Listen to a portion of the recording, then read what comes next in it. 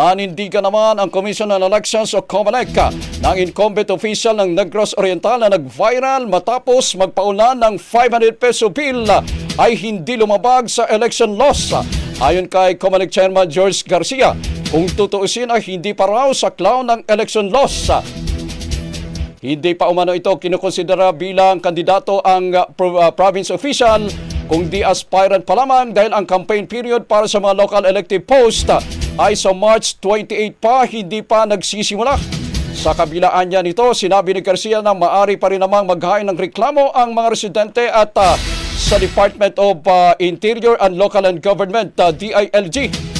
Sa huli mga kabrigada, nakiusap ito sa mga botante na kapag ang mga kumakandidato, incumbent man o hindi, ay gumagawa ng ganitong mga gawain, nakadepende na sa publiko kung gugustuhin naman ito na iboto ang ganitong klaseng mga politiko.